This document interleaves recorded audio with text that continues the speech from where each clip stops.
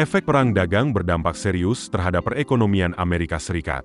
Untuk pertama kalinya dalam 3 tahun terakhir, ekonomi negeri Paman Sam ini loyo pada kuartal 1 2025. Kontraksi ekonomi ini dipicu oleh lonjakan impor menjelang penerapan tarif baru, serta melemahnya belanja konsumen. Kondisi ini menjadi gambaran awal dari dampak kebijakan perdagangan Donald Trump. Menurut laporan awal Departemen Perdagangan, produk domestik bruto (PDB) AS turun sebesar 0,3% secara tahunan. Kenaikan impor yang tajam, terutama barang konsumsi dan barang modal, dipicu aksi perusahaan yang mempercepat pembelian guna menghindari tarif lebih tinggi. Impor melonjak sebesar 41,3%, tertinggi sejak kuartal 3 2020, dan menghapus kontribusi ekspor yang tumbuh moderat. Defisit perdagangan yang melebar memangkas pertumbuhan PDB sebesar 4,83 poin persentase, menciptakan kesenjangan perdagangan terbesar sepanjang masa. Belanja konsumen, yang menyumbang lebih dari 2/3 perekonomian AS, tumbuh 1,8%, melambat dari 4,0% pada kuartal sebelumnya. Pertumbuhan tersebut didukung oleh belanja pada layanan kesehatan, perumahan, dan barang tidak tahan lama.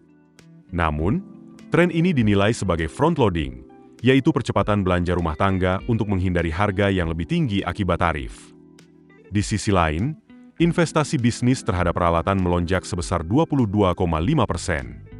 Laporan juga mencatat penurunan belanja pemerintah federal yang turut membebani PDB.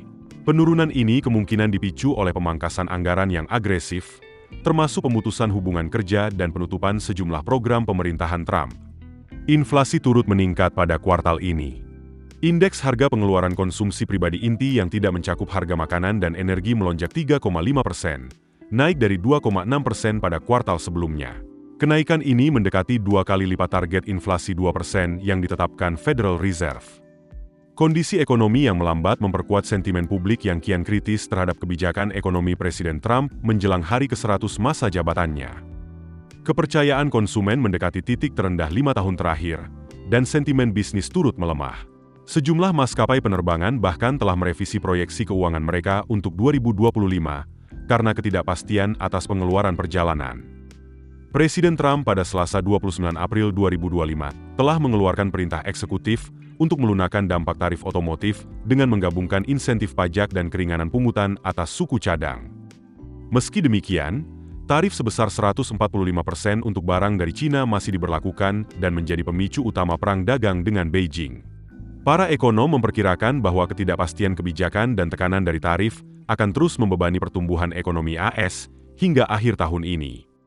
Meski beberapa analis memperkirakan pertumbuhan PDB akan membaik pada kuartal 2 2025 karena dampak satu kali dari lonjakan impor meredah, tapi prospek jangka menengah tetap dibayangi risiko perlambatan lanjutan.